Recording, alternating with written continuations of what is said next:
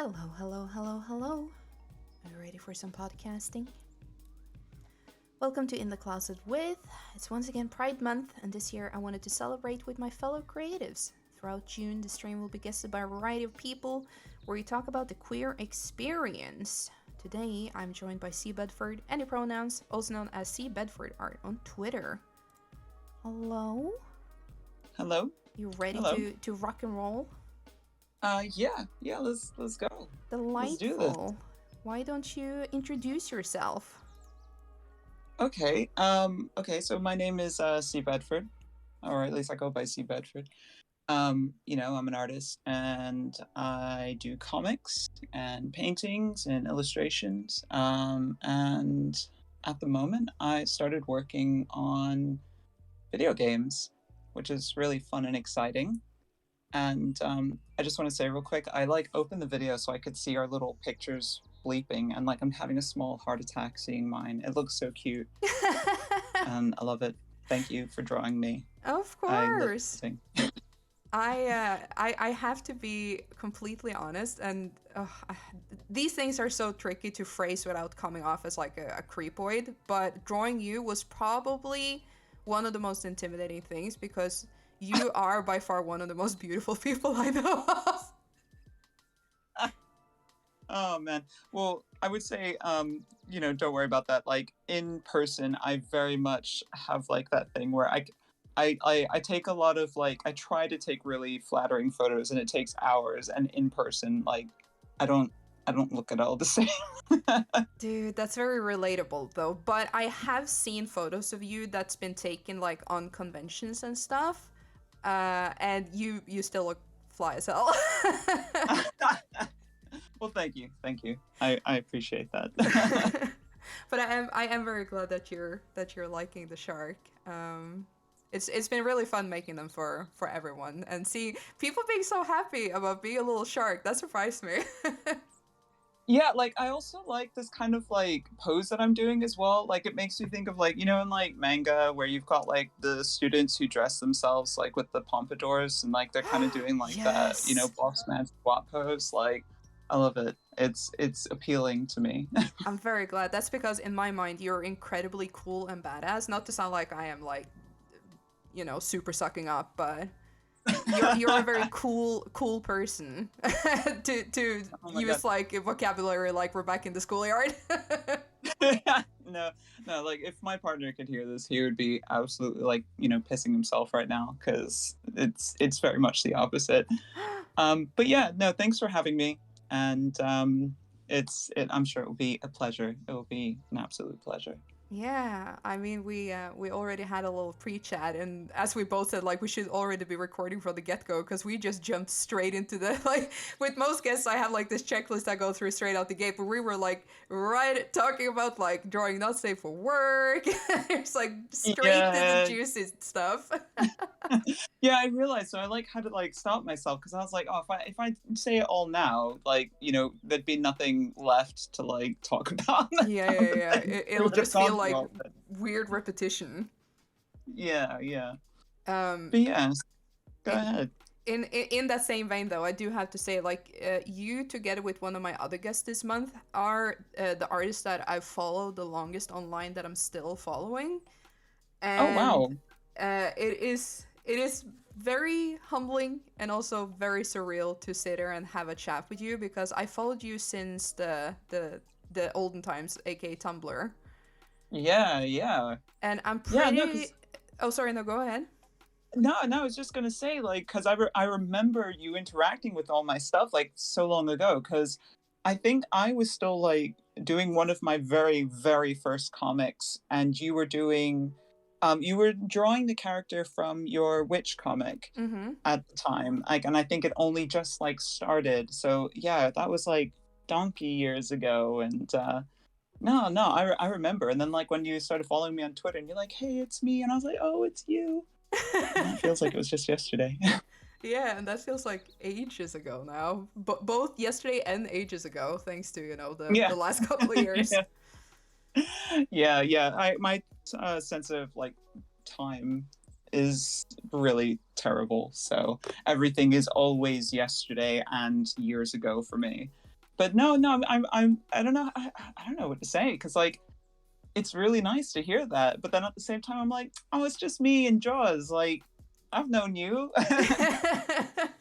Yeah, it is this weird thing, especially if you're not to like, you know, make it all about me, but if you are a person who, you know, your self-esteem is like pretty garbage, and your like self worth and feeling is pretty low, and then you have these people that you really admire. And I've always been very like, or at least I've tried to keep very in mind that I'm never gonna have like that, oh my god, celebrity reaction, because I always found that like very cringy.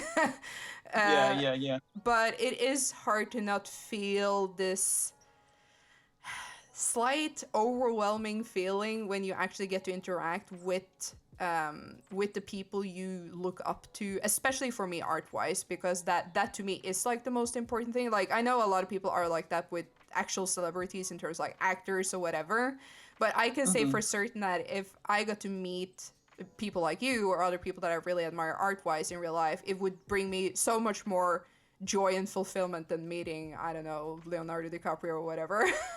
Yeah, yeah. No, I can understand that, because the same sort of things happen with me. Going to like some of the conventions and stuff where I'd get to meet artists that I always like looked up to for years and really admired their work, and then it's like, oh, you're like, here's the human being version of you in front of me, and it's like you're trying to keep your cool, and you're just really really trying to keep it like together, and at the same time, like you say, you don't really have that like, screaming, oh my god, I love you, but at the same time you're just kind of like, your words are fumbling, you're starting to break out in a cold sweat, you're trying to like make sense of what you're saying, and you're trying to say more than just, your art is perfect to me, but nothing comes out right.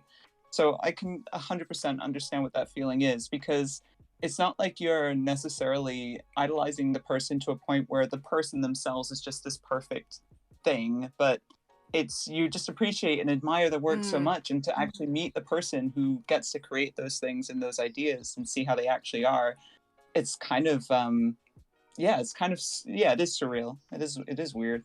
It really is, and you're phrasing that so perfectly, because that's exactly what I mean. Because I am, especially in today's climate with like social media and parasocial nature and stuff. I am hyper aware of the fact of like, don't idolize anyone, because you never truly know them, and Mm. idolizing someone into godlyhood is only ever gonna leave you disappointed, and it shouldn't be about that. But for me, it definitely is the fact that your work has meant and still means so much to me, and that's also something I try to just tell you every now and then, because that's how I genuinely um, interact with the people I admire. And I said this to the other guest that was here earlier this month, Koikun, where um, another reason that I'm so happy to get to have you here is to tell you that, well, not necessarily face to face, but at least like orally, and not just write it in text, because that's also such a different thing to actually say it to Yeah, someone. yeah, no, that's true, because there is a truth to that, because like sometimes people like, especially like with online stuff, like people can absolutely like, what's the word I'm looking for, like words almost feel a little bit more throwaway, Mm, like, everybody's writing in all caps, and there's like, emojis and stuff everywhere, and there's the gif reactions, it's like really kind of like a high, uh, what's the word, I wish I could know the word that I'm looking for, but basically it's just like a hyper version yeah. of how you would normally say something to someone's face. So sometimes having the text of like, I really love your work, and you can end up a little bit desensitized to it, because there are plenty of people who, won't necessarily follow you, who will say, I love your work, and like you never see them again. And Mm, so, and you still appreciate that, but it's kind of different. And then when someone's saying it to your face, and it's like, there's the real person, and you can hear exactly what they mean, and get all of the extra with it than just having like the massive caps lock stuff, which isn't bad, just it's different, like you said, and it's nice. yeah, it really is. And there's also something, I guess, that the in persons, like, I know we're not in person, but it's more in person than text, at least. And the Yeah. in-person element also brings the fact that you kind of have to stir in the moment for a little bit, because everything is, at least in my opinion, is easier when it's written, because you can step away from it so easily. So even if you're overwhelmed by someone complimenting you, you can just close that window and move on. But when someone Yeah. like corners you and like, I love what you do, you kind of have to just accept it in the moment. Yeah, yeah. Well, yeah, and I think that's part of like what makes it so great, because it's like you can't just put it away for later when you've like kind of processed it in a different way. You're having to process it in the moment with the person there, and like that is, I guess, just the nature of making a connection with someone. Because it's easier to put people aside, like especially with how busy our lives can all be. Everybody's poor and broke and hustling, to get by. Yeah. So it's easy to let like life get in the way of relationships, and harder for those relationships to just be like substantial when it's like on an online space, compared to like even if you're just in someone's face and like in person. Because when I go to conventions, there are definitely some relationships that I had created while going to these different conventions that have like their own strengths to them, simply because they started off in person.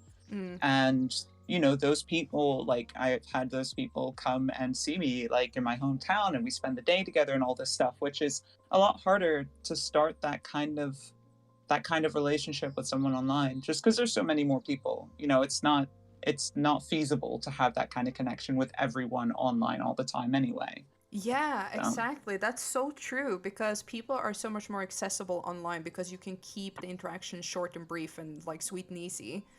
But to actually carve out that time IRL is much more difficult for most of us. And even like, for example, if you and I wanted to meet, I would have to travel, or you would have to travel to another country. So yeah, yeah, that's exactly. also like an extra layer to it. Yeah, yeah, exactly. But as I said, if you're ever in my part of like of the UK, in Bournemouth, then just hit me up, and we can hang. That'd be totally cool. I wouldn't mind. As long as you're prepared for me being incredibly fucking awkward IRL, because that's something I even had to warn my partner about, that when we first meet, I am not the person you have talked with online, because I'm very, very shy IRL. No, it's fine. Like most of my friends are very much like that, and I think I'm one of those people who are very like kind of loud and talkative. So all of my friends are very quiet and very shy. And what ends up happening, like if we ever go out anywhere, it's like I have my quiet friends standing around me while I'm the one talking to all the different people, and they just kind of like follow me around a little bit until they loosen up themselves and get chatting. But my partner, he's very much a quiet person, and normally I talk enough for the both of us. So I'm very used to dealing with shy people. It's my expertise almost.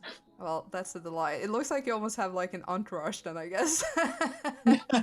Yeah, a little bit, which is like I don't like. I try not to like say it that way because it feels a bit mean, but then like it does look a little bit like that because like I'll be just loud and like waving and talking to people, and they're just like standing obediently behind me.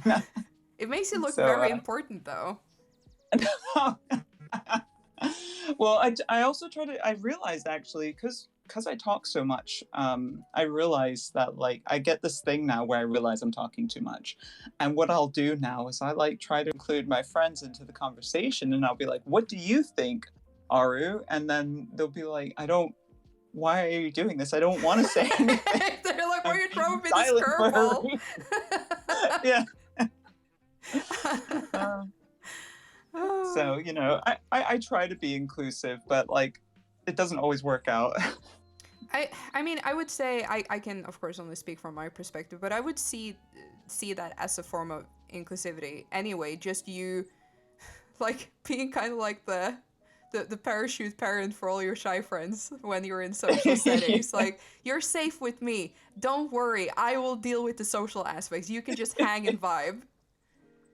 Yeah, like normally I'm like that person who's like, every once in a while I do like a little bit of a vibe check, and I'd be like, are you okay? You okay? Are you okay? Are you okay? Are you okay?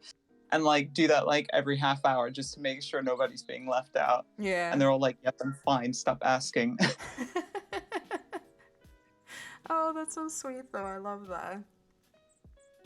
Alrighty, Good. let's dive into the first question, shall we? Yeah, sure. Let's go for it. When did you know you were perfectly queer?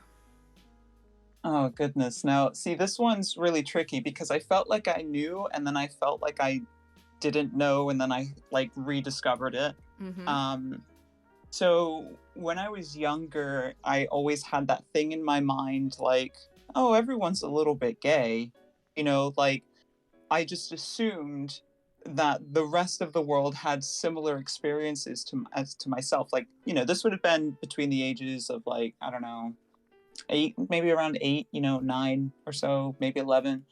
And I just assumed that like everybody else had similar experiences where it was like, oh yeah, all kinds of people can be hot, and you're not just restricted to a certain type of person. um, and surely everyone must recognize that. I said, little 8-year-old me, surely everyone is like that. And it wasn't until like I was much older that I realized, whoa, not everybody is actually like this. Mm-hmm. um, and as well as that, I had this thing when I was around sort of like 13 or so. I had that thing. My mom was always extremely accepting of like who I was, how I was. She never questioned anything about me, what I wanted to wear, how I wanted to be, or who I showed interest in. That was She never ever like had any questions about that. But I had other like of my extended family who'd be like, well, you know, you need to dress this way if you want to have a partner or if you want to get married, and you need to behave this way if if you want life to be to go good for you. Mm-hmm. And then by the time I was like sort of 13, I remember my mother, I had like an aunt who was like, oh, why are you wearing those clothes? I'll take you shopping. And my mom was like, yeah, sure, go ahead, because we are very poor, like very poor. So all of my clothes were always like hand me downs, and it was just literally whatever was good I would wear. Mm-hmm. Like whatever like was still to get put holding together, I would put, that's what I'd just be wearing. And also, I was kind of happy with how I was looking. I had my own spin on my own style and stuff. But anyway, this woman, she takes me to do some clothes shopping, and she's asking what stuff I like, and I can remember I'm like, I like this one, and she's like, but what about this one? And will show me like what she felt was supposed to satisfy, my gendered needs. Mm. Very sort of like pink, frilly, very hyper feminine sort of girly stuff. And I couldn't really say no because I'm not paying for it, and I could see the positive reaction. So I'm like, okay, this must be good then. Um, and, I get the clothes, and we get back home, and she like shows me off to the family. Like, she's like, go put the new clothes on and we're going to show everyone. And like, I put the clothes on, and um, I like stand in the living room, and just like my brothers are like, why am I here? And my mother's like, yeah, that's nice. And she's saying, oh, but isn't CB so beautiful? And like, I don't know, it just felt weird. Like I was like on display, and like Mm. I knew I could like, definitely that crystallized in my mind as one of the most like uncomfortable instances of like how I am and like my gender and everything. And but I accepted it. I said, this is what I have to do because this is what people like. And then for the rest of my days, it got like I kind of sort of faltered from there. But then like I met another friend who did the same exact thing. Who was like, you should wear these kind of clothes. And because I kept getting like a quote unquote positive feedback from Yeah. other people, I thought, okay, this is what I'm supposed to do. But then fast forward, years later, and I'm married now. I'm living in another country, and I've just basically got me and my partner, and I don't have any family with me here. Like, it's just his family. Mm-hmm. And it was weird because it was like I was coming to a realization, and even my husband kind of saw something was happening because like he said, like, you got extremely hyper feminine at one point, like ridiculously, like wearing tutus as part of my like usual everyday attire. And it was because I was getting closer and closer to this point where I felt like I it was a weird feeling. I remember staring in the mirror when I was about maybe 22 or 23, Mm-hmm. and I'm staring in the mirror and I was like, I I need to work harder, otherwise someone's gonna find me out. I always felt like someone, like, in Scooby Doo when they pull the mask off, Yes. you know? And I was like, I always felt like someone was going to one day be like, ha, you're not really supposed to be wearing those clothes. You're not really like, a woman or something like that. Mm.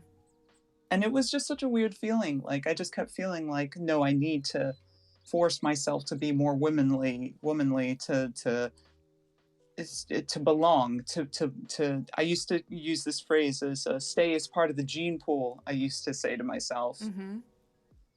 um but then like one day that all came crashing down. I was doing a painting for a commission, and I'm painting this guy's abs, and I'm like, god, I wish that were me. And then I was like, there's just something in my brain, but like, what if it was, said the little devil on my shoulder. And I was like, what if it was? And that was it. So I could almost, if I can like probably find the commission and give you like an exact date of when I had my rebirth. I'll have to find it, but yeah. So that's basically the story of my understanding. It was unfortunately a very long, arduous journey, but I got there in the end.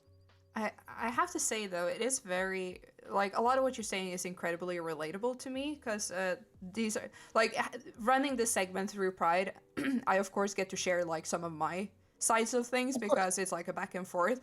And I mentioned this before how my own gender journey has been like a bumpy ride. Mm-hmm. Because I very much too, as a child, I was very gender blind. Because it wasn't important to me. It was like I was very much like a himbo from early on. Like even as a kid, I was a himbo. I was like, if you're good, I like you. Yeah. Yeah. Doesn't matter who you are or what you are. And I grew up having like both girlfriends and boyfriends as like friends, not partners. Yeah. And at some point, like in my teenage years, it suddenly like it dawned on me that like shit, there are something that's called gender roles. Like I am supposed to fit into a box, and Yeah. people close to me in my life are painfully making that clear, and they are disapproving of the fact that I am not fitting the correct boxes, and it's making them uncomfortable because they don't know how to Yes. deal with it. They can't just accept status quo. It is something that has to be fixed. And Mm-hmm. so began like a very long battle where at first I thought I was battling everyone around me, but through years of even like actual gender therapy, it suddenly like clicked that no shit, I am battling me because I am desperately trying to fulfill everyone else's needs but my own. Yes, exactly. And that's like kind of like, yeah, the pinpoint of the problem. Yeah. And for me at least, it became like a very gnarly battle with internalized, especially internalized misogyny. Mm-mm. Because especially if you are a little bit older, like in your 30s, and you grew up in the 90s, I can safely say that portrayal of women was usually very one-dimensional and Yeah. more often than not incredibly positive. And everything like whenever I saw that, the only thing I could feel was like, but that's not me. I'm not like that dumb sexualized thing that they're Yeah. constantly throwing at me. That's not who I am. That's not who I want to be. um Mm. and that just really fucked with my perspective of gender to the point where at some point in my life I was like, okay, I guess I'm not even a woman because I'm not that. Yeah, exactly. And that's a really interesting point as well, because I think what ends up happening when you get shoehorned into a kind of a role of gender that isn't necessarily applicable to you, what ends up happening is you do kind of come up with this, like you said, like an internalized misogyny of what, okay, well, that's what a woman is. This is who I am. And then you almost sort of have this weird sexist thing yourself of Yeah. what you expect of women. And it then makes you think that you can't relate to women, even if you aren't one. It starts making you think different things about it, or that, oh, if I am supposed to be a woman, I have to relate in these ways, when that's not necessarily true. And you kind of do like yourself a disservice in that way. And it sucks because you have to like unpick all of that as part of understanding yourself. Yeah, absolutely. And that is something I had to work really hard on, because when like people who know me now and didn't know younger me are probably a little shocked when I say that I used to really dislike women. Like I used to be Mm, incredibly hostile against femininity, against cis women, because especially when you grow up in like a very like tiny country like I have, like non-binary wasn't even on the radar for the longest time here. So like I very much yeah, dealt with like men and women, and that's it. yeah. And I was literally like not like other girls. Like that was me. I was that kind of Uh, girl. For the longest time, where I was like, oh, these ditzy ass losers. Like, fuck off. I'm gonna associate with men because that's easier. Yeah. And you know what's funny though is like even when you have that feeling yourself, like okay, so for example, I had that kind of feeling more so in my younger years. I think when I started getting into my 20s, I was a little more level-headed, but definitely in my teen years, I was like you said, I could have a bit of a hostility towards femininity while still being very feminine myself. Mm-hmm. And you don't even realize that other women and young women and girls who are acting this like in a particular way might be doing it themselves to protect themselves in the way that we're doing it too. Yeah. And it's just like, every like it's like then you start to realize like, oh my God, everyone's suffering, Yes. like you kind of come to that sudden realization. And yeah, like I'm I would admit that even for myself, like there was it wasn't so much like for me the thing was I would try, well, I wouldn't embrace, I would put on the feminine things, and behave in the feminine way as much to my ability.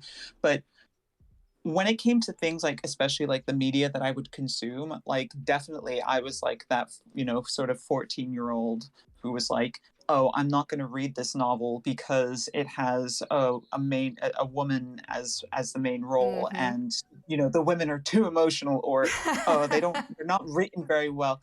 And part of the thing that I didn't, I was too stupid at that time to realize, like, no, they're just poorly written because whoever wrote this isn't good at writing, or whoever wrote this obviously doesn't actually know many actual women. Because the women in my life I was very accepting of, and knew to be extremely intelligent. You know what I mean? Like Mm-hmm. it was such a weird cognitive dissonance that made it even more of a struggle than it needed to be.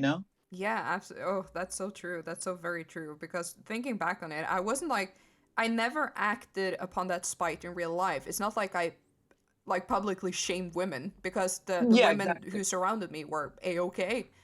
But like we can't deny the influence of media. It is so powerful, Mm. and it just brainwashed me. There's like Yeah. no other way of putting it. It brainwashed me.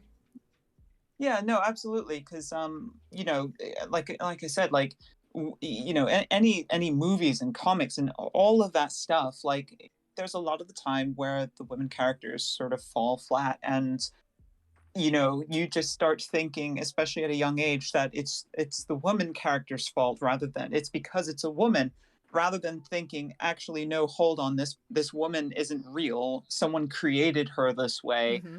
and whoever created her is the one who's just makes poor character design, or just not really good at making characters that for some reason have that is a woman that uses she pronouns. But Mm-hmm. yeah, it sucked, and it was so hard to work through. And even now it's difficult, because like when I first realized I could be who I want to be, the pendulum swung in the complete opposite way. And I didn't hate feminine stuff still, but I very much retracted from all of it again.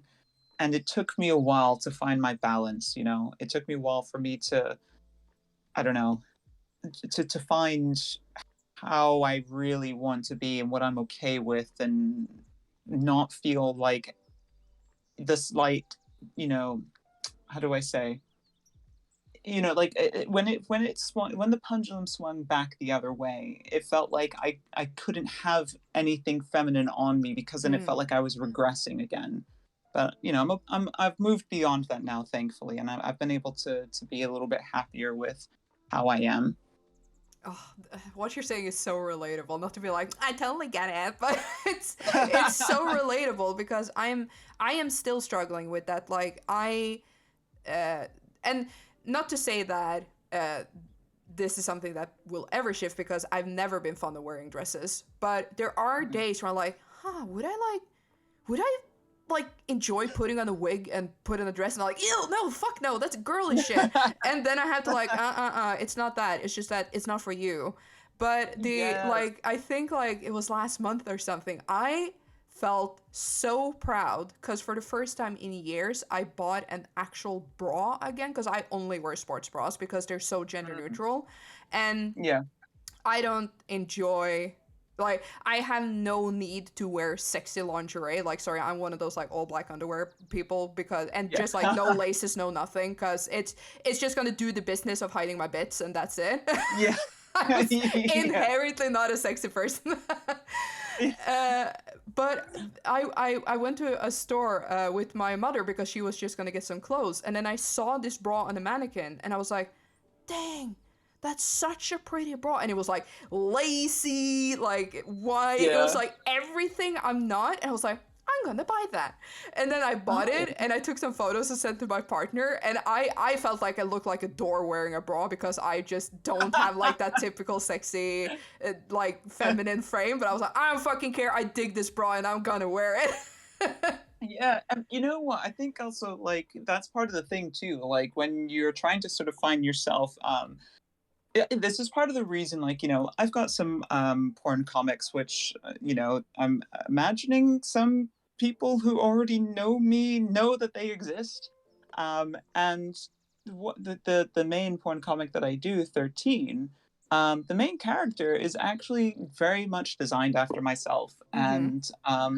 and I mentioned this before, like on my social media stuff, like there was a purpose to that, and a large part of that purpose was trying to figure out how to find myself sexy again. And because all of my life up until that point, I had, well, not all of my life, obviously, like sort of prepubescent years to that point, Mm-hmm. I had like basically designed myself to someone else's sexual fantasy.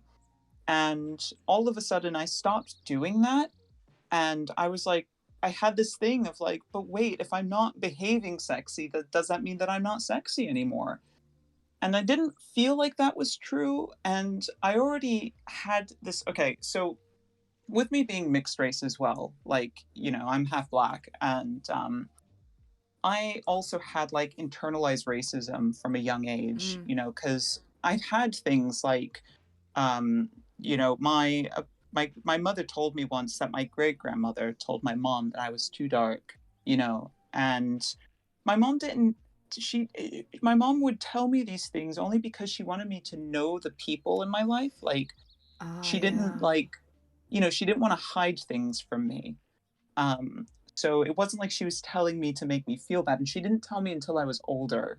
So like I was, kind of like in my like sort of 15, 16 when she told me this. But even before that, I would be playing online, and like I'd just be like playing my favorite MMOs and just walking around. And all of a sudden, like when you're playing an online game, like if you walk near people, like the chat pops up. Mm-hmm. And like I'd just be running around, and like all of a sudden, suddenly I'd just see, I think black people are ugly. Like just random Oof. shit like that. Yeah, so I had this internalized racism, and that did show in my art. Like I had some brown characters, but like everything's pastel, everything's light. I I kind of gave everyone like particular features that I idolized. And over time, I realized, like, well, wait, hold on. The only reason why these features look pretty to me is because when I paint them, I put them in a very pretty light. I make them look pretty. Mm.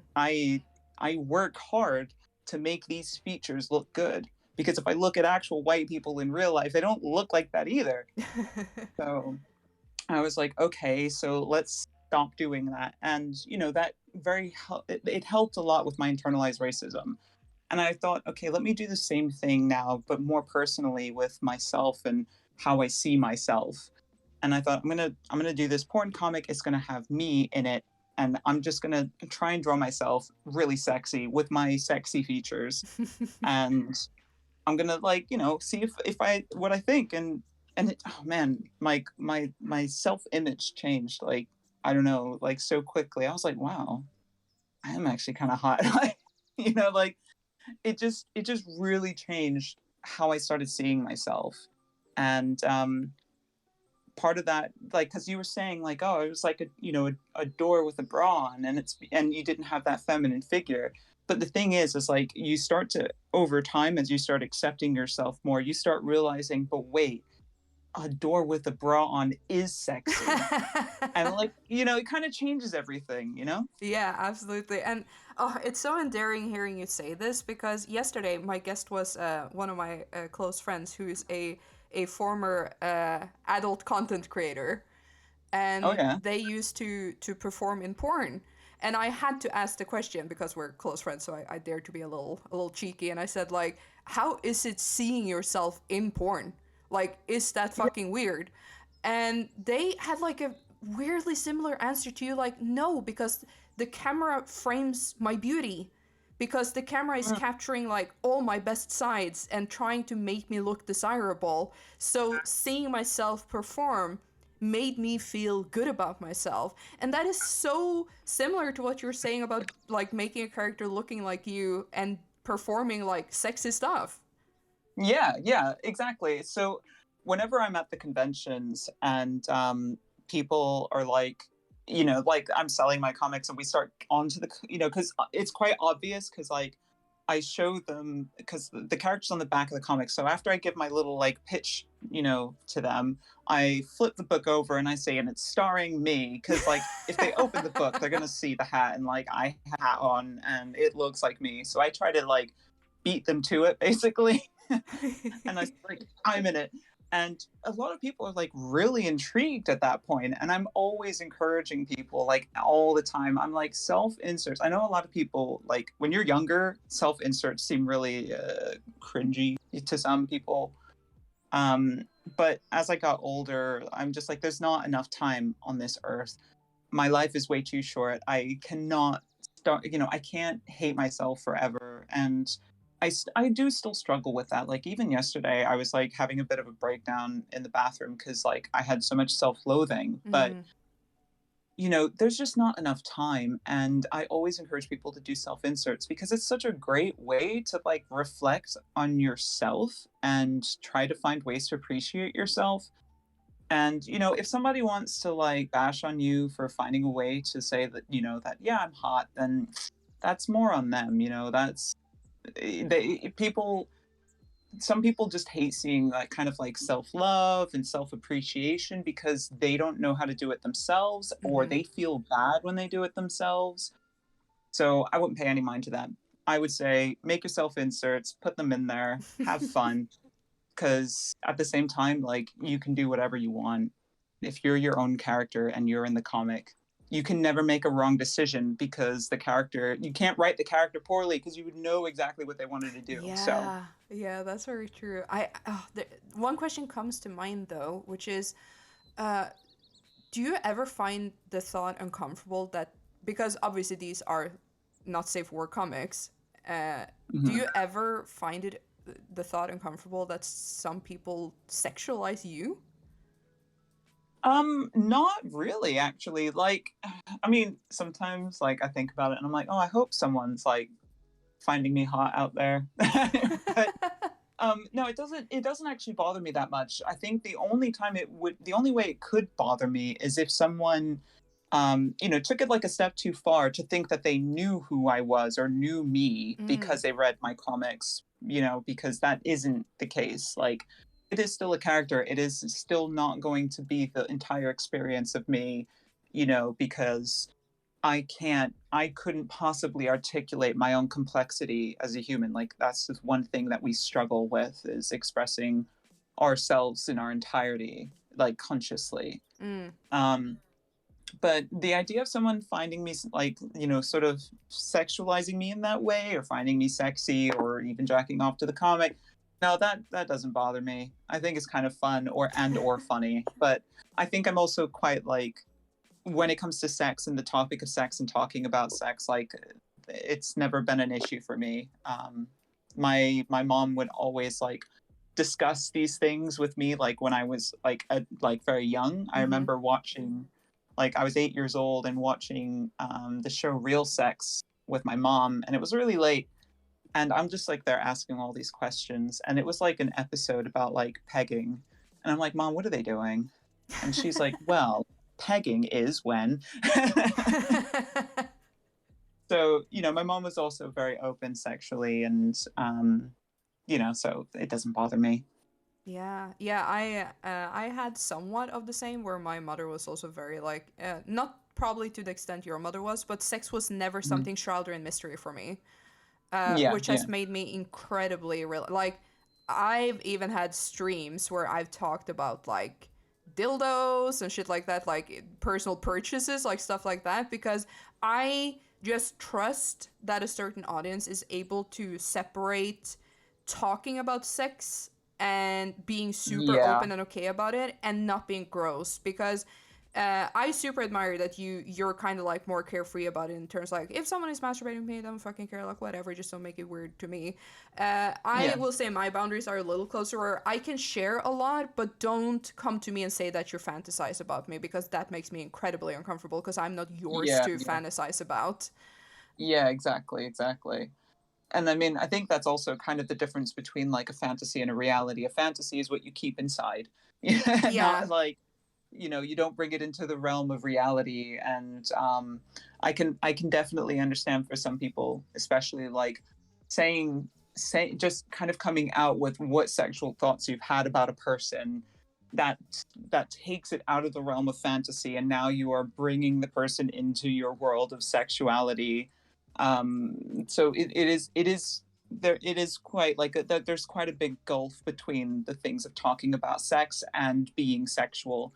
Mm. um and yeah, it's like you said, it's like the difference of talking, like, about, like, there is a way to talk about experiences, or your experiences, without making it sexual or personal with people or a particular person. Yeah. And it's kind of tricky to figure out what that line is, and it is different for a lot of people, actually. So it's the case of, like you said, if it's your stream and people are coming into your stream kind of understanding it's your space and how you want to talk about sex, I find that that's kind of, that makes sense. Mm-hmm.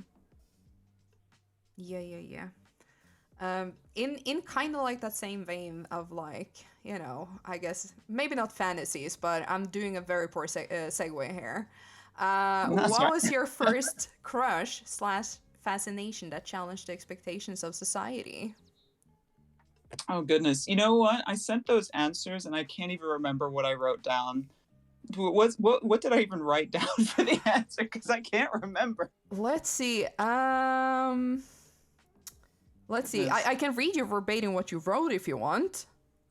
Yeah, wait, hold on. I'm gonna try and make a guess. Let's play a little game. Give me a second. Okay, I'm gonna okay. guess who I wrote down, but I can almost guarantee it's not even gonna be the same person. So I probably wrote down, shit, who did I write down? Oh my god, I don't even know who I wrote down. I can't even guess because I, like, have no idea. Part of me is part of me is gonna say Leonardo DiCaprio, but, Oh like, I wow, feel like, no, wrong. Not even yeah, I was like, remotely mentioned.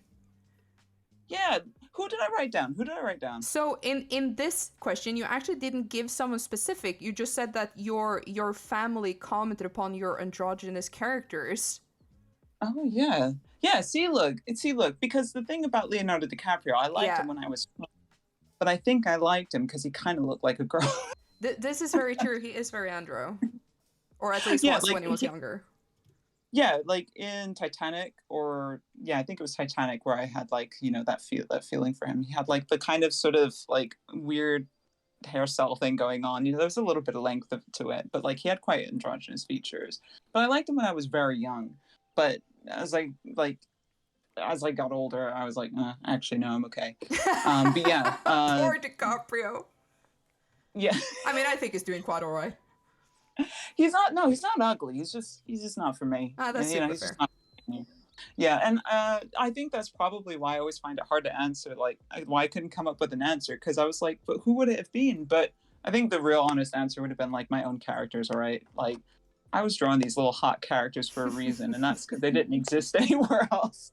Oh, that is very true though. That's the same with me today, drawing like all these giant women. It's like because I'm starved of that representation in media.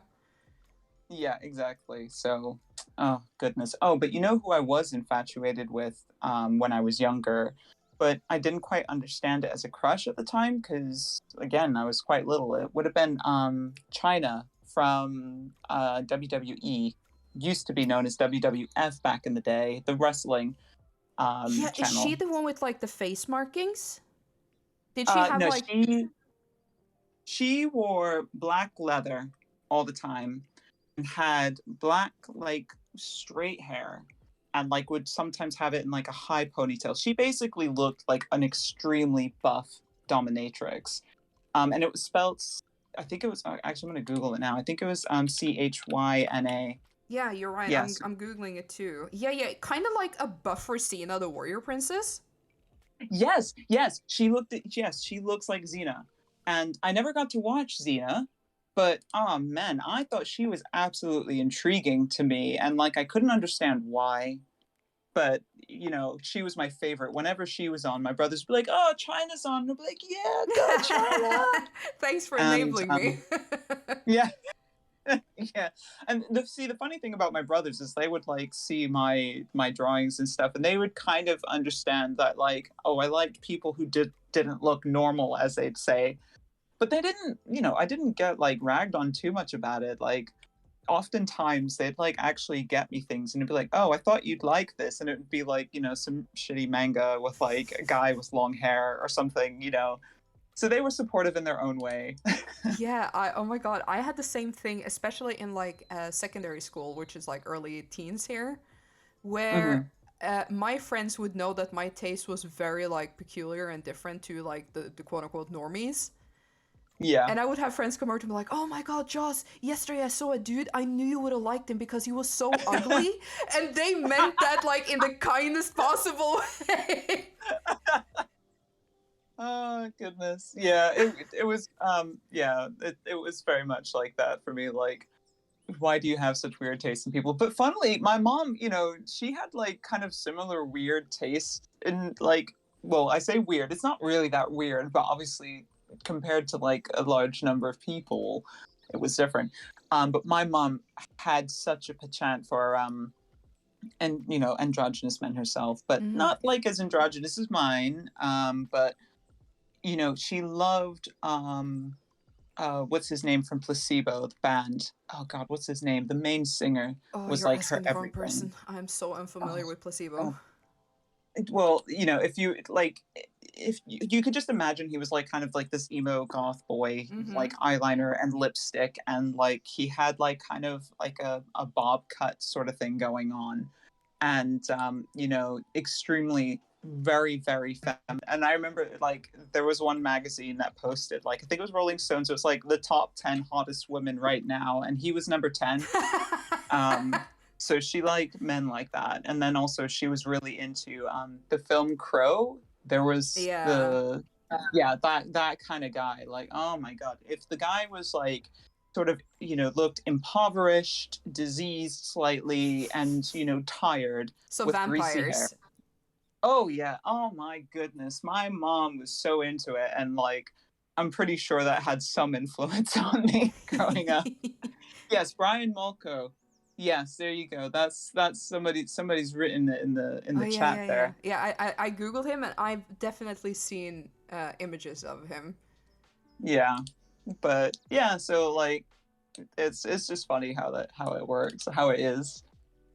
Oh, that is funny. I will say though, because further down, because I have two questions that are a little bit similar, And I Yeah, did sure. ask, what has been the most important queer representation in media to you? Do you remember what you answered there?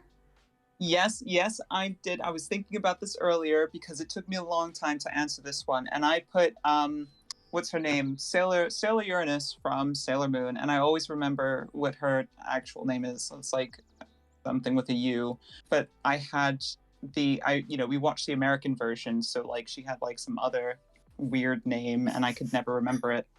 But what I always remembered was how she dressed like a man and how like she just looked really cool to me.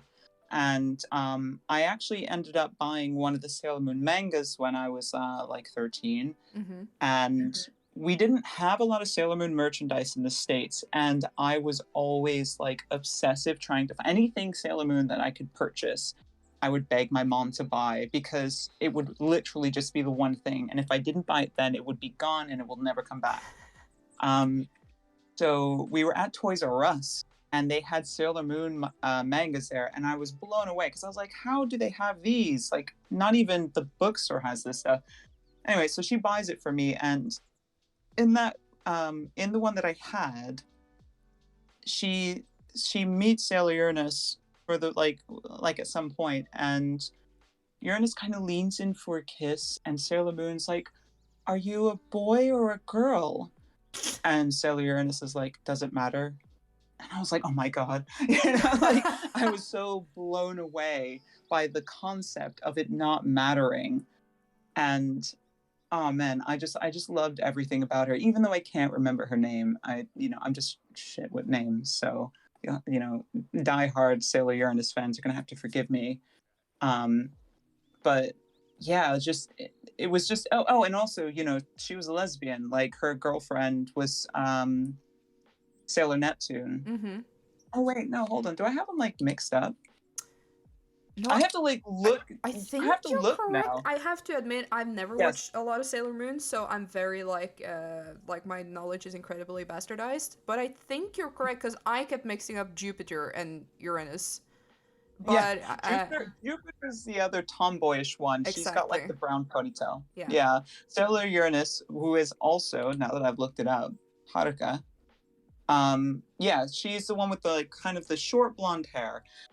And her girlfriend was like Sailor Neptune had like this beautiful sort of like teal, Mm-hmm. wavy, like long green hair. And in the American version, everybody always makes a joke of because in the American version they were cousins. Yep. Yeah. But the thing is, even me as a child, I already knew. I was like, they're not fucking cousins. We know they're not cousins. Why are you selling us this lie? And it's Um, even weirder selling them as cousins in many ways because you're like, really, that's the story arc you go. Okay, why not just change her gender? yeah, yeah. Well, because, and you know why? Because, and I can almost tell you why. Because it would be more of a travesty for like her to be like a trans character than it would be for her to be someone who's making out with her cousin in the U.S. Oh. because because okay, so during the day she wears men's clothes, Mm-hmm. so she's extremely masculine, just looks like a boy. But when she's a Sailor Scout, she's in a skirt, and you can see her boobs. So like Oh. so I can imagine American like naysayers saying no, no, no, no, because it will confuse the children. They'd say, But but but them being cousins surely won't. yeah, exactly. And the funny thing too is like so much of the stuff is still in there. Like the way that they talk about their first kiss and like all of that's still in the show. And Sailor Moon's still like, kind of horn dogging over her is still in the show. Like it was just awkward, but there's like a little Sailor Uranus shaped hole in my heart where she is and where I kind of got like my first thing of like, man, she's so cool. I wish she was on in the show more because she's not like super super in the show like the other characters. She just kind of shows up sometimes, and she's like, "Hey, Yeah. losers." Yeah, Oh, that's that's my so pick. good. I do love hearing all of these because like a running through line is that growing up in the 90s, like 80s 90s, is that representation is very slim pickings. Yeah, So I always try to like emphasize that the like the queer representation didn't necessarily have to be queer. It's just that's something that resonated with you. Because I know for me, a lot of like my kind of things were male characters, and it's just because they Mm. were cooler than a lot of the women, and men are Yeah. allowed to be cool in a way that women just weren't in the 80s and 90s. Mm, So mm. I think that also like attributed to my gender blindness, because like I knew that I was a girl, but I wasn't, like I said earlier, not like other girls. Um, and Yeah. therefore just seeing all like how nuanced men can be in their coolness made that so much more relatable to me. But it is very nice when people are actually able to find a queer representation like you did, even though they were presented as, you know, cousins. Yeah. Well, I think, and that was one thing that I think I got really spoiled with early on, because like I grew up, I literally grew up watching Sailor Moon from the ages of 8. The only way I found out about it was there was the Pokemon trading card phase, right?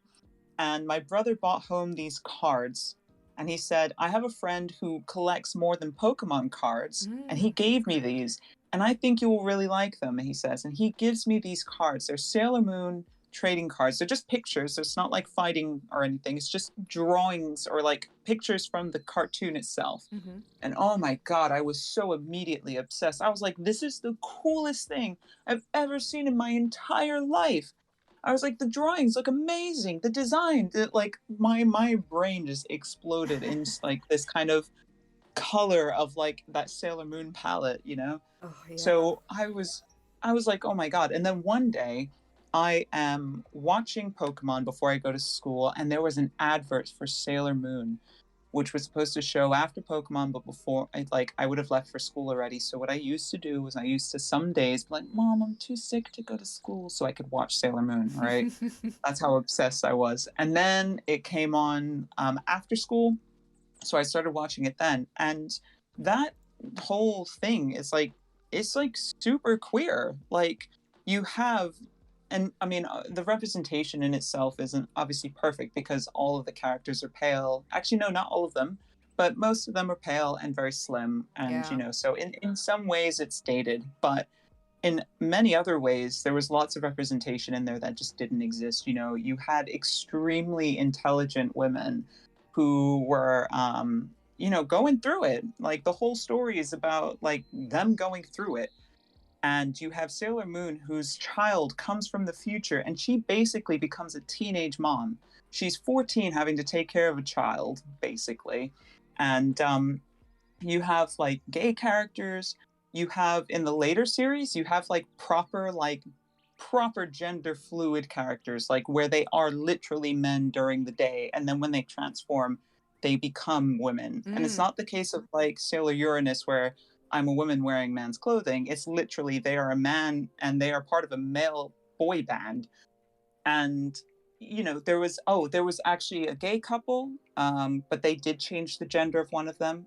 But I was like, wow, that's a really flat-chested woman. But that's because she was actually originally a man. So they were on the evil side, but their love was always true to each other.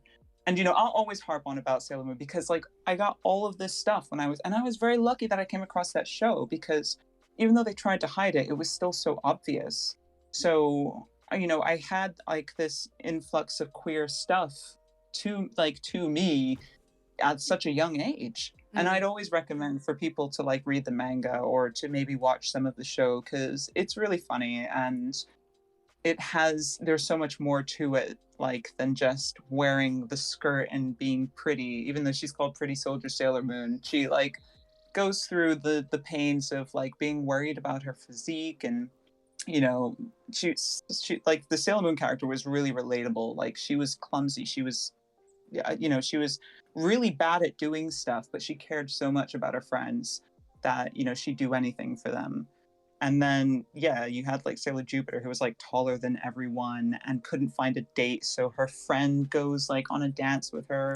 Oh. It's amazing. So highly recommended. Yeah, and I think it's also very important to emphasize that shows like both Sailor Moon and Revolutionary Girl Utena or Utena or however you're supposed to pronounce it, they Mhm. crawled so shows like Steven Universe could run. Yes, yes, they did. I mean, like I said, it was like when you watch it and you're actually absorbing it, there's so much more to it, and like that kind of surprise queer representation that I wasn't really expecting to be in there. It's like it's got so much more depth than I would have ever imagined it would. Mm-hmm. Because like I used to watch Dragon Ball Z all the time as well, and I'm not really kidding when I say that Sailor Moon has amazing character arcs where you have these characters who really evolve and develop over time, and their personalities change and the way they treat each other change. Mm-hmm. Whereas with Dragon Ball Z, it takes so much longer for that to happen, and you didn't get a lot of it right away because there was a lot of focus on the fighting and like kind of the quick animations and stuff. Yeah, Because I yeah. used to watch both, but anyway, watch Sailor Moon, y'all. That's all I'm gonna say. Yes, I tried to watch Sailor Moon myself. I think like maybe in my mid 20s because that's when I became a little more like I knew of it as even as a kid, but I didn't Hmm. have access to it because anime in Norway was incredibly fucking rare. Like we had of course Yeah, Pokemon and Digimon, and that was almost it. So when I had more, it was more accessible in my 20s. I tried to watch it, but I have to say back then I think I was in the wrong like time of my life because I just found Usagi, is that her name, like the main character? yeah, I found her incredibly unrelatable and annoying because I was probably at that point too old, but now maybe I would be less cynical towards it.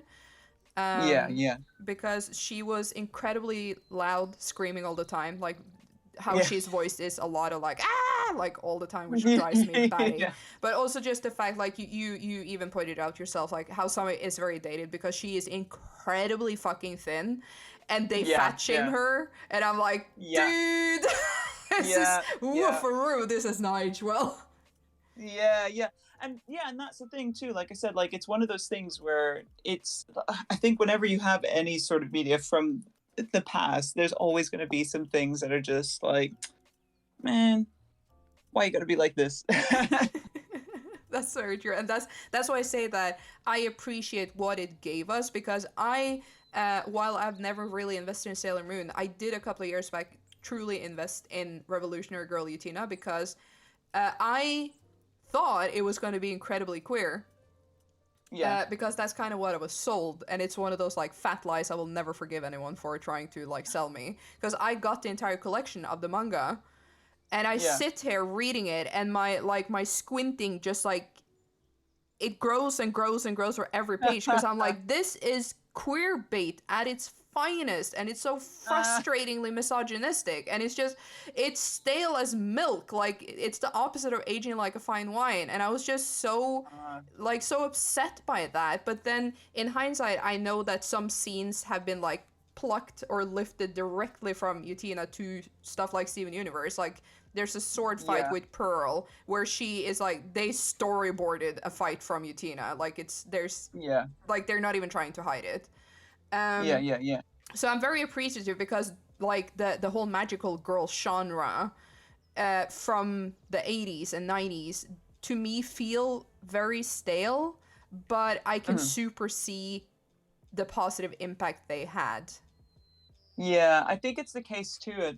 Because sometimes, I try to think of when I'm thinking about media, from any like era, even now, I try to contextualize it as well with the other media sort of around it. Mm-hmm. And how would it have been compared to its peers at the time?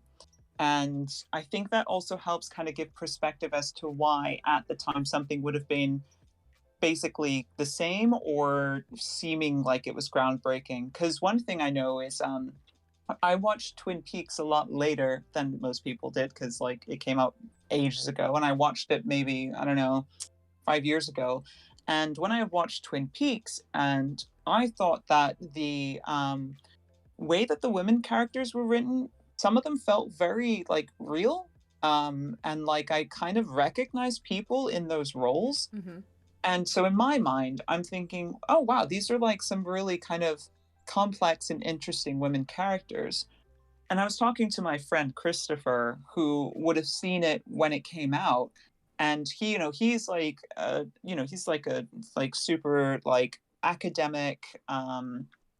He was very much in the world of like understanding social issues, so he is right on the ball with like feminism and racism and all kinds of things. Like, he really gets into it. Mm-hmm. And he was saying at the time, a lot of like, these first wave and second wave feminists were sort of saying, actually, I don't even know when second wave feminism would have happened, but basically he was saying especially the particularly notable feminists at the time really criticized the show, saying that it put women in an awful light, that a lot of that show was spent showing the women being beaten or put in precarious situations or being victims. And it is true. And he said, you have to think about the context of the time it would have come out. He said it wasn't groundbreaking then, because around that time a lot of women characters would have been extremely flat. There would have been not a lot of nuance to them, and oftentimes they would have been in the positions of being victims. But looking at it in today's context, where I feel there's a lot more choice. I feel there's a lot of media where we have much better roles for all different kinds of people, but I do feel in a lot of main, like really big budget stuff, I almost feel for some of like the women characters, they've really actually been sort of flattened a lot. Mm-hmm. So compared to modern, like sort of very flattened female characters, the women characters felt more complex in Twin Peaks. And that made me realize, like, oh, you really do have to kind of contextualize these things in the sense, because to me it seemed kind of, new and fresh and invigorating and groundbreaking to see these vulnerable women, right? Mm-hmm. But at the time, they were just vulnerable women because all women in media were vulnerable. So like it's funny how the things change like that, and how our perceptions of those things, like when we go to absorb it in our current mind state, like how different those things can be. Yeah, absolutely. I think in my case of Revolutionary Girl, it was more that Mhm. it was sold to me in current time as being really, really like almost like modern. And I was like, it really is not though. And No, no. I can even see like in the landscape it came out, it probably was, and I can appreciate and accept that, and that's why I really emphasize that I I appreciate what was lifted from that and what was left Yeah. behind. I will also have to say though, like Twin Peaks is one of my favorite all-time shows. I even have a Twin Peaks tattoo that I've had for over 10 years now. Really? Yeah. Wow, wow. No, Uh, I do definitely love, I do definitely love Twin Peaks. I have a big appreciation of it. yeah, and I would say, have you watched Mulholland Drive? No, I haven't. Is that the one with Nicolas Cage? No, that I think is Wild at Heart or something. I never remember the Okay, yeah, title. no, yeah, you're right. Yeah. No, No, I haven't watched one. this one is with, is her name Naomi Watts? I think it's Naomi Watts, the blonde girl from The Ring, the American remake of The Ring. Is that Naomi Watts, or am I? Probably. I don't know. I'm awful with Same. I'm trash. But yeah. the point I'm trying to make is that it is a Lynch movie, and Yeah. like 2001 or something. It is pretty old by now, and it is about a lesbian couple, and I think it's safe to say that lesbianism is, it's been treated as, a thing by a lot of, especially male narrators. It's been Yeah. fetishized and like made into something monstrous or other or whatever. And I do have to say that despite there even being like a very, like there is a sex scene in Mulholland Drive that is like, it is a little voyeuristic, but Hmm. it did not bother me because first time I watched that movie I was in my early 20s and very much like still in the closet, so I was just like, okay, lesbian's cool.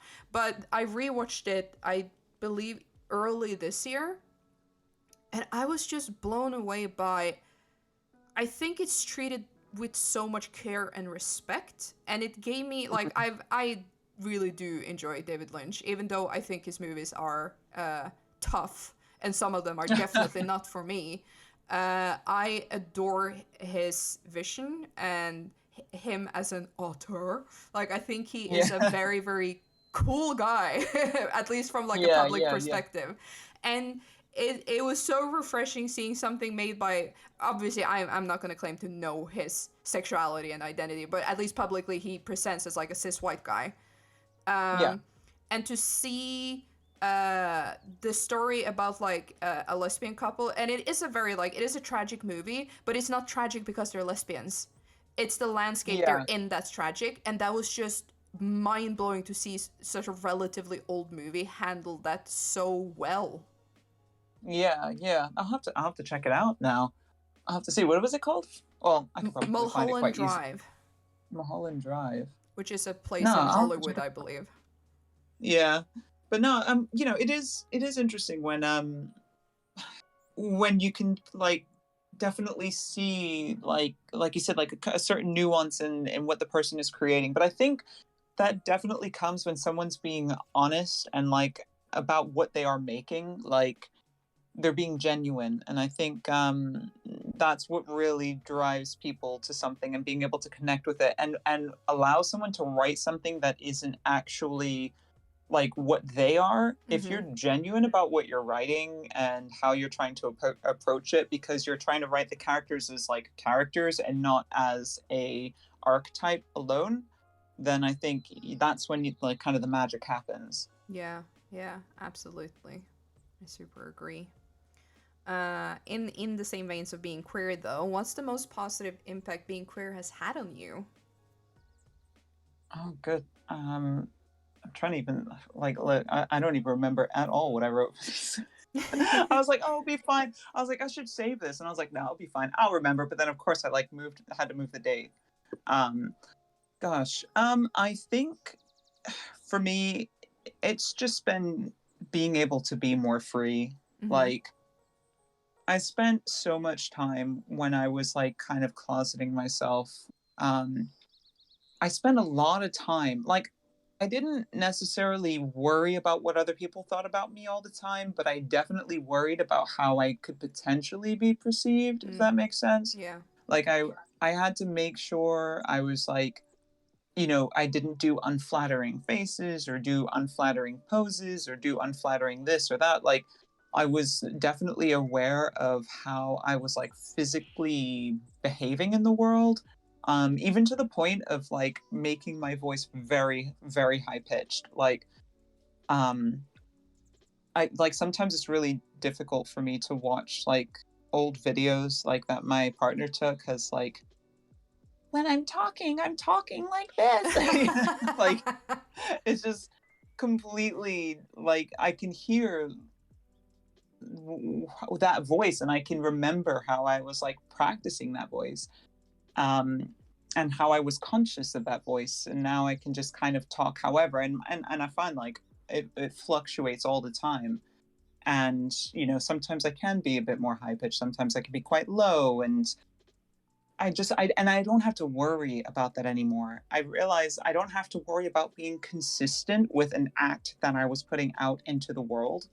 I didn't I don't I just feel more free. Like I can spend my time thinking about other things now. And it's just so much more of a relief, I think. Um it means I can try and focus on other things that matter to me more. And that doesn't mean to say that I still don't struggle about thinking about myself or ruminating about myself. I definitely do because I came out while being in a married relationship and that comes with its own set of like challenges. Mm-hmm.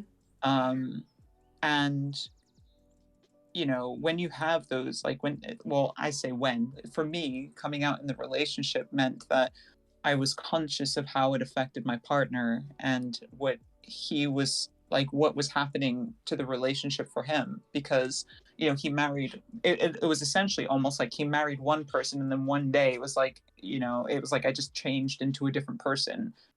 And for him, this is a new person, right? But for me, I reverted back to what I was. Like I was like this when I was up until I was 13, then I changed, right? Mm-hmm. So we have two very different experiences of the same, like this person here now. Um That is so yeah. no Oh no, that go ahead. no that is so like that's such a fascinating way to look at it, because another thing that I feel like a lot of people tend to forget is that people change regardless. Like even if you're not going through Mm, something as like often perspective altering as coming out in a way, people still tend to like hopefully change through their life, or else you're a yeah. very stagnant person. But that is something that I found myself being very grateful for, is that I didn't meet my partner before like early this year, because Yeah. I went through so many phases that it even took me a while to realize, like, what am I even looking for in a partner? Because I kept looking for the quote unquote wrong things, and when I say wrong things, I mean they were wrong for me because it wasn't what I Yeah. needed.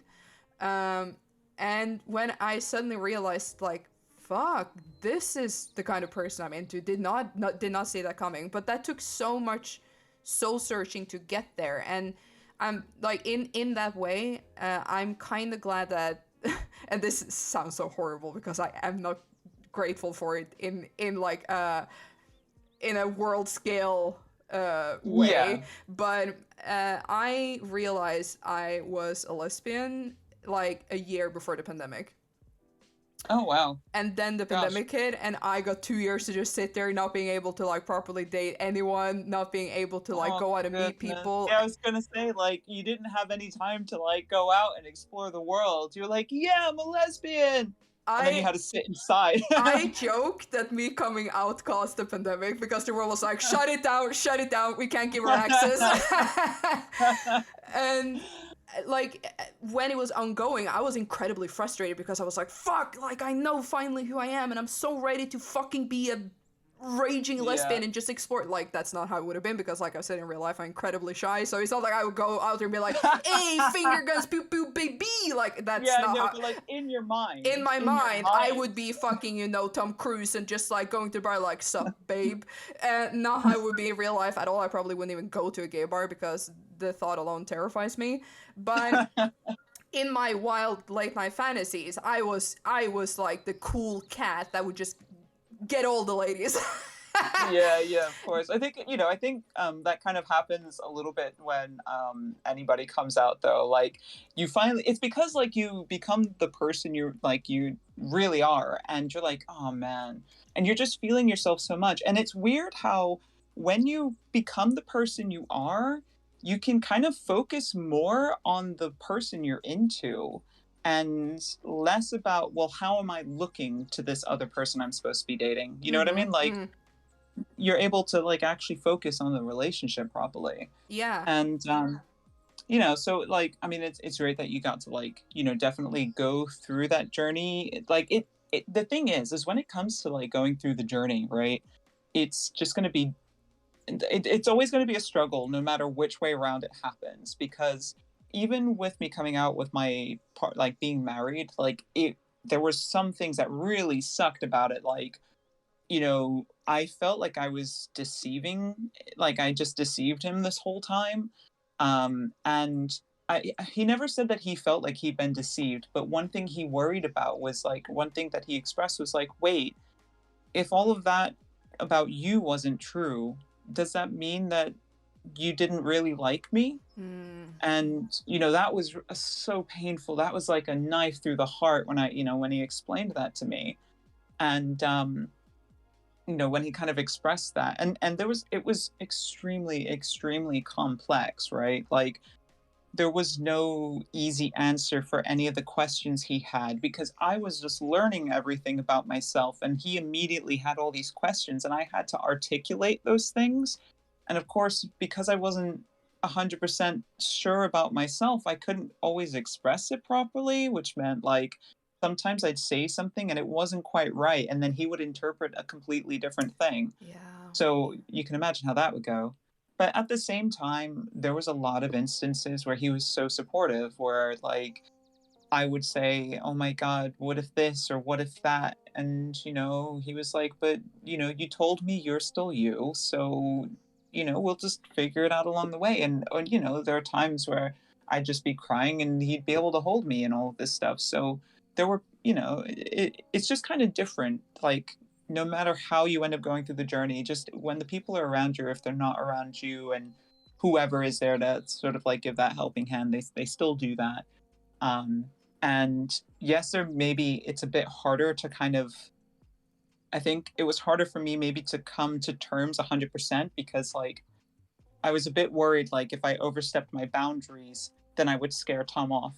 So it was almost like I felt like I was trying to ease myself into things, but then my brain like wanted to just dive into the deep end. So there's so much like conflict, and not to overuse the word cognitive dissonance, just because it was like I was saying one thing and acting another way. Mm. Um, and I remember seeing some person like on Twitter, like they had a really good way of describing it. They said, when you come out, it's like you're a teenager all over again. And Yeah. not in the sense of like, yeah, it's not like in the sense of like, oh yeah, I'm just going to go out partying and I don't have any responsibilities. It's more like you become self-obsessed for a little while and you're not aware of how your actions are affecting other people because you're too like in it to realize. um and yeah, you kind of become a little bit selfish because you're having to figure things out on your own. You become moody. It's all the bad stuff about being a teenager. I I mean, I guess I hesitate to call them bad, but it is very much like you say. It is because this is what makes teenagers very tricky to both relate to and deal with, because in that part of Yeah. your life you are incredibly self-absorbed because your world perspective is like around you. It is very tunnel vision, and Yeah. someone else used that exact quote like previously in this month, like how it kind of is like being a teenager all over again. And I said that, but what I find nice is that in opposition to being a teenager, you are, at least we both were adults, and with that comes the perspective of recognizing that you are being self-absorbed and that you are fussing over the stuff that doesn't necessarily need to be fussed about in the long run, and like understanding that a little quicker than when you were like 13, 14 is in and of itself of tremendous help. At least I found it to be. Yeah. Yeah, yeah. No, and you are right in that perspective. Like, it's not all bad. It's just hard stuff. Like, it's hard things to go through. Mm, And it's combined with having adult responsibilities as well. Like, when you're a teenager and you're self obsessed, you don't have to worry about paying your bills. You don't, well, it depends. Sometimes you did. I mean, there were some things I had to worry about and responsibilities that I had as a teenager, but and yes, it's obviously different for everyone. mm-hmm. But I think for me as a teenager, there were less responsibilities, and I think people were more forgiving if you were like a certain way or if you were moody or whatever have you, because they had, people have this perception of, oh, they're teenagers, so they're gonna be behaving a certain way. Yeah. But when you're like an adult and you're having those same problems, like it's different now. Now, like the perception of how you are as a person is more solidifying. It felt like some of the ways that like my partner was describing how I was, like especially later on after he felt more comfortable being able to finally speak his mind, like was earth shattering because I had no idea like how selfish I was being, or and not that I was being selfish coming out. It was more, because I was off on this journey of self discovery, that means that, like, I was doing a lot of things without including him in that, like Mm-hmm. going places and doing stuff. It was almost like I was leaving him behind. Um, so, he did feel left out in a way. And I really regret that, like I was like, oh, I should have included him more. But at the same time, I explained to him, like, I was worried that you thought I was like the most disgusting thing in the world and that you didn't want me here. So I tried to avoid you as much as possible. Like, it was, we were both having the like opposite feeling of what should have been done. And, Mm. it was hard, but we got through it eventually. We're going to be married, I think, 14 years now. Wow. Yeah, I can't believe it. I can't believe it. We got married quite young. I was 19 and he was 20, so that tells my age.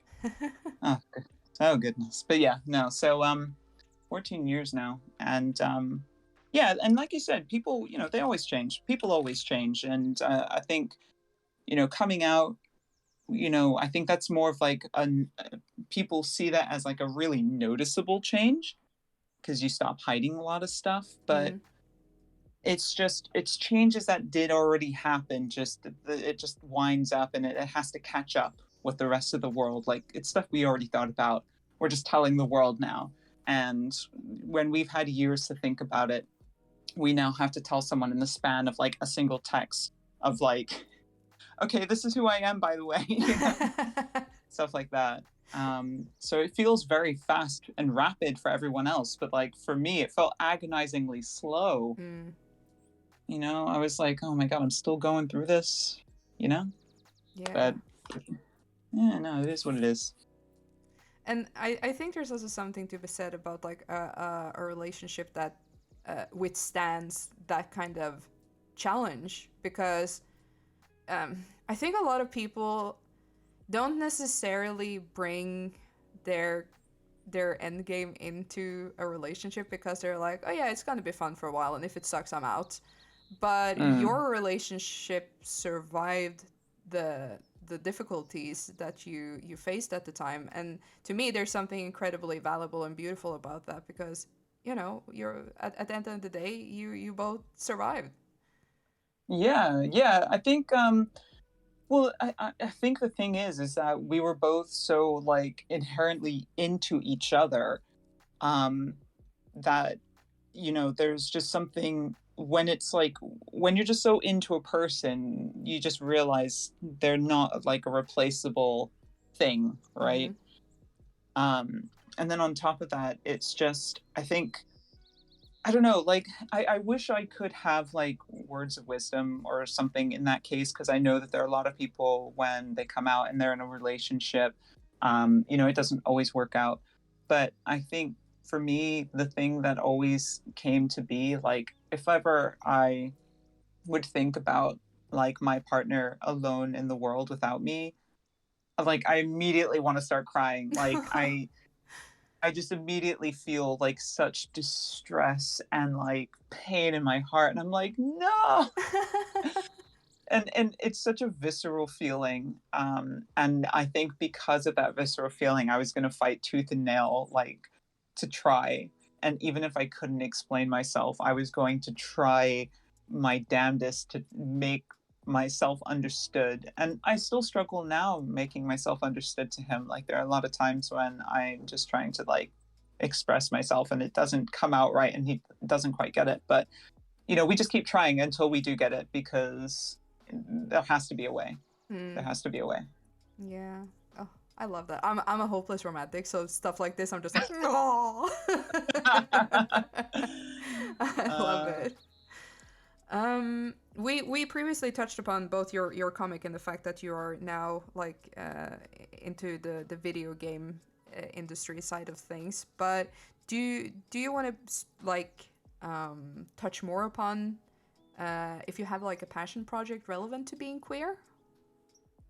yeah. So the game itself, Sorry We're Closed, is 100% about my struggles being like non-binary, and the pains that I've gone through with that.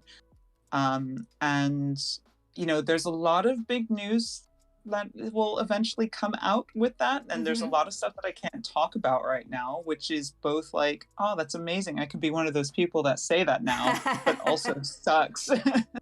Like, it kind of sucks that I can't talk too much about it, but I mean, I can kind of go into the themes of it though, and sort of the synopsis of it. So basically, in the game, it's a horror game, and it's sort of styled nostalgically. I don't want to call it a PS1 game because it doesn't really look like a PS1 game, and it's not going to play properly like a PS1 game, unless you want to, because we're trying to think of all the different settings and stuff and making it accessible. But basically, you play a young woman, Michelle, and she's recently broken up with her ex-girlfriend. Well, no, it's not even recent. It's been ages. She broke up with her ex-girlfriend, and it's been ages, and she never got over it. And there is a demon out there that goes after lonely people because they're lonely too. Mm-hmm. And essentially, in their mind, they think, if I'm lonely and you're lonely, surely we can just love each other. That's how it works, right? And the whole point of the game is you, as Michelle, you have to kind of break the curse. Or, there are other options, which shall not be named yet. But essentially, so that game has all sorts of characters that I've had for such a long time that kind of represent different facets of how I see myself, or even how some of my friends kind of we'd kind of talk about it and kind of riff on some of the stuff and make shit up. And basically everyone's gay in some way. As it should be. As it should be. So far I don't know if I have any straight characters in it yet, but I might have to have a token straight guy just to please somebody out there. I gotta consider everybody. Yeah, but honestly I don't know if there is a straight character yet. But it's the thing about this game, I'm trying to write it in a way, the theme itself is about loneliness and in the different ways that it manifests. So as a player, you go through basically these different characters' lives and try to understand what they're going through. And as a player, you decide if you want to help or not. And that will kind of be, I guess, dependent on how the player personally feels about it. And it's not the case of any of the choices being right or wrong either. I'm not really into this thing of oh, you want to choose the bad option, so we're going to give you a really lame, shitty ending. There's no bad options. Yeah, oh my so god, it's that's gonna drive me up the wall, because I'm very much like a goody two shoes in games if I can. And if it's not clear to me if I'm being good, I'm like, am I doing it wrong? I think, well, and I'm actually quite conscious of that, because I normally like to play it the good guy, 100% the good guy route. And what I'm hoping to do is when we start having these options available to the player, kind of making it more kind of leading up to when they make the choice, kind of being aware of what choice they're making. So it's not really, and I really hope that when people go to play, that they don't really feel that what they feel inside is the wrong or the bad answer. You see what I mean? Yeah. So I'm hoping goodness is subjective. Yeah, because it's dealing with things like loneliness, it is more subjective. It's not oh, there's a war and you have to choose whether you're going to kill the hostages or keep them. You know what I mean? It is a very subjective kind of personal thing, loneliness. It's literally being yourself and being just by yourself, right? So yeah, I'm hoping that when people go to make these choices, that they feel, no matter which way it turns out, that they've done the right thing.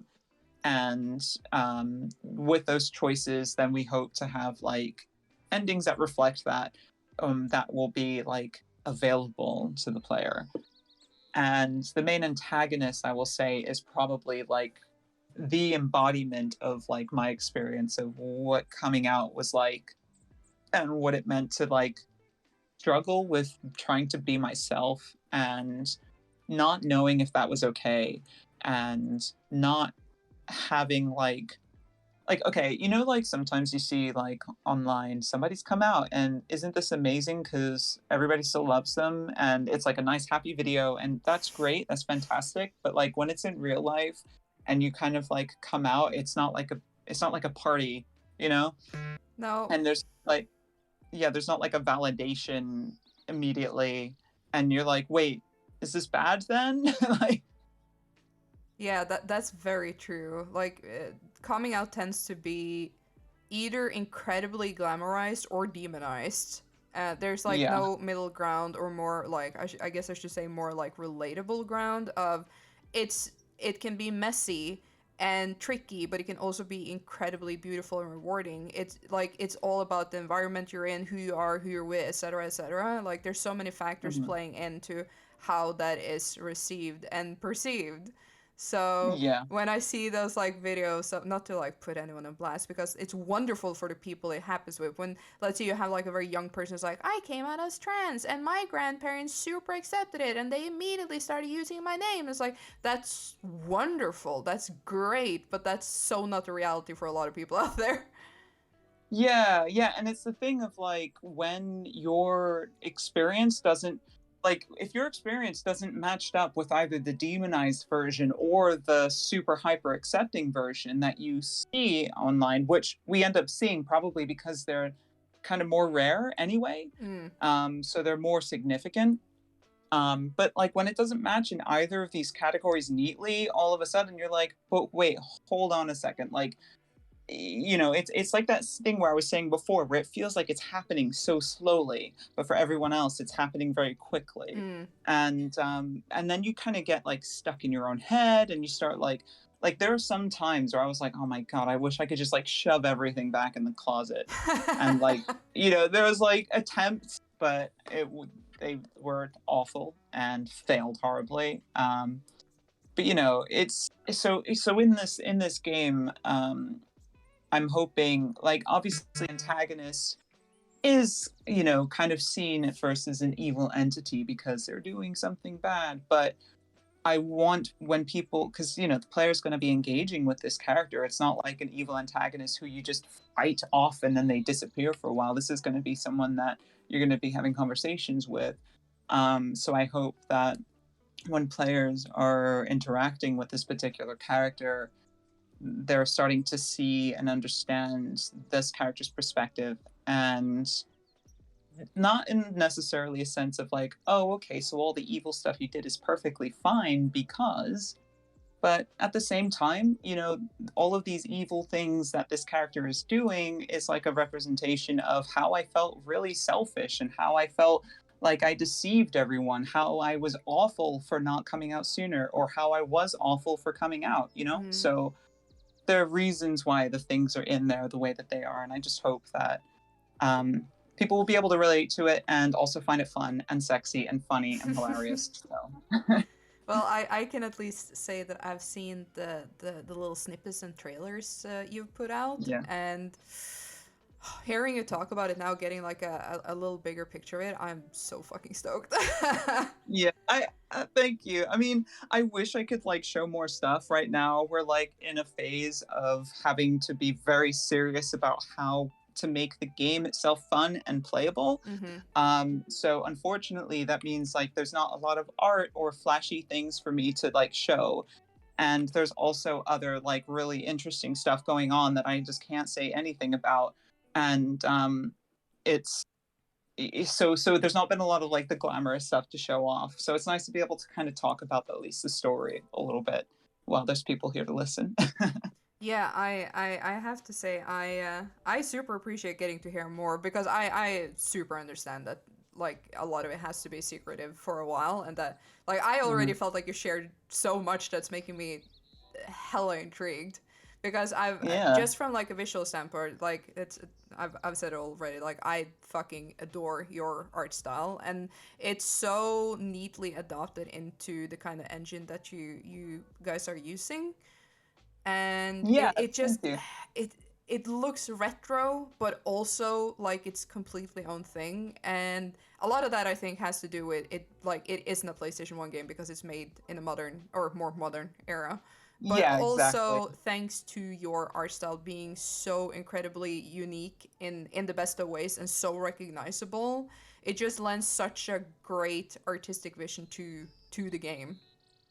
Thank you. Thank you. I mean, I really do appreciate that because, like, I worked very hard on trying to make the things look, I guess, in a way that does adapt to my art style, like, hand painting all the little models inside of Blender and Mm-hmm. everything. And, it was like many, many sleepless nights of like trying to learn how to use Blender because, like, when we let out that trailer, I had only been making 3D models for like less than a year. So it was hard work, and my partner, he only, started doing like programming for Unity like for less than a year by that point. He's a programmer, but like, it was all new and it was all such a big challenge, but oh my goodness, it was so rewarding when seeing people like really like feel the art style and stuff, and I was like, oh, thank God.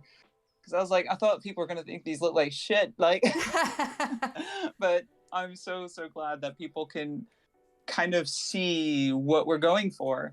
So that's really neat. I love it. I love it. Yeah, and I mean, I'm your work is just so incredibly beautiful. I know I've said it like a million times and it's gonna like turn disingenuous if I keep going, but I feel like I can't emphasize enough just how deeply I love your work, and just like everything you shared through this conversation. It's so reflected in what you do, and oh man, I love it so much. No, thank you. I like I said, I do appreciate it. I always have like such a hard time reacting to like compliments as well, because I don't want to, like, I'm like, oh, what's the right way to react so it doesn't sound like so it sounds like I actually appreciate it and doesn't sound like I'm not taking you seriously. Like, it's really difficult. Oh no, I super get it. I deflect shit like Wonder Woman with her braces. I'm just like pew pew pew pew pew. You can't compliment me because I get incredibly uncomfortable. So I feel you, but for me it's not like however you choose to perceive it. That's up to you. I just have to take like the chance that I have here talking with you to just gush a little bit. Oh, thank you. Thank you. No, and I do appreciate you having me on today. Like, it's been really fun to chat about this stuff. Some deep conversations there.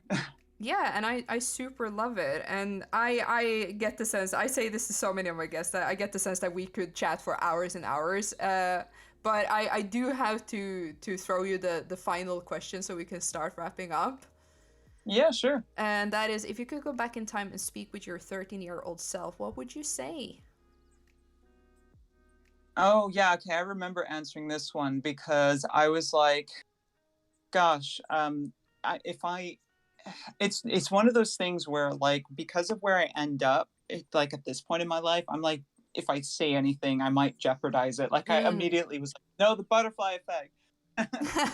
um, so I think, okay, if I could say something without completely like throwing my life off the rails, I would just say to like myself is like, just keep doing what you're doing, stick with your guns, because you're not wrong about yourself.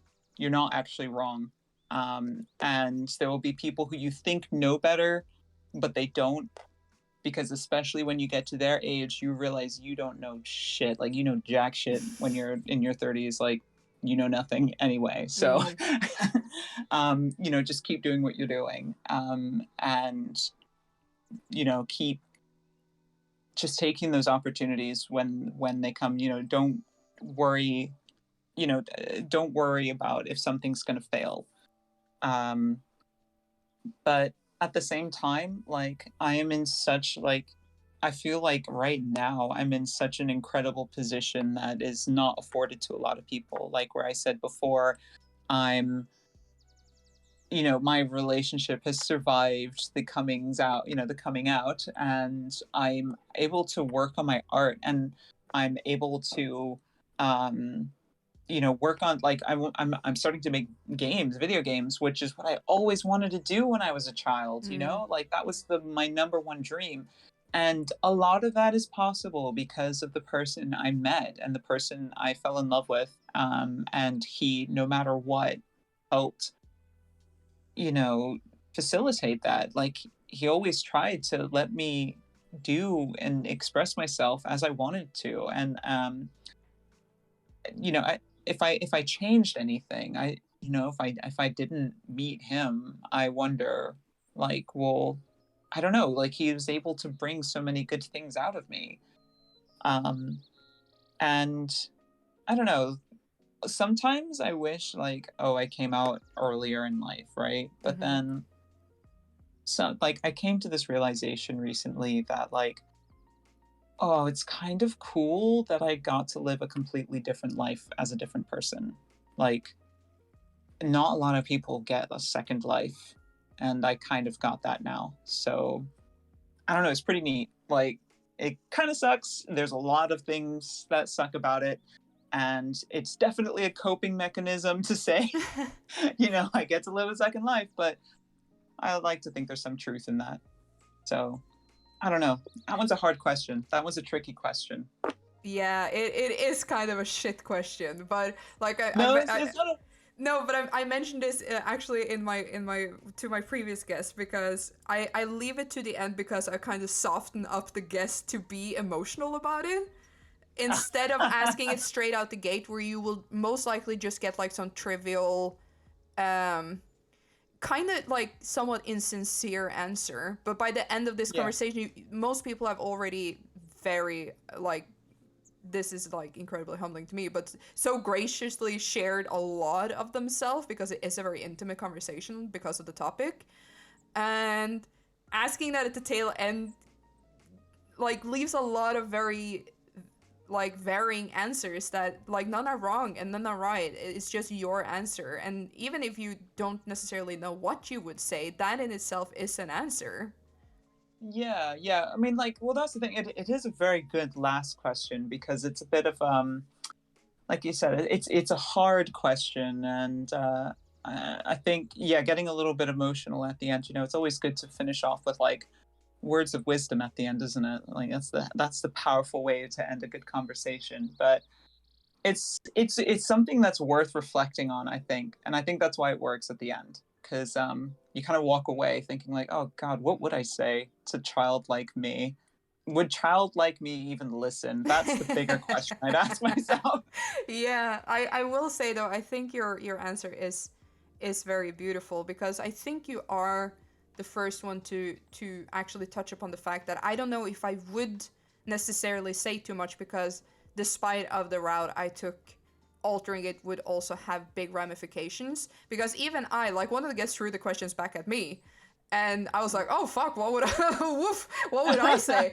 And I would have said things that altered my course for better or worse because I am very much like a person who try not to live in regret because I feel like that's a waste of energy because you can't go Yeah. back and change things, you can only do better.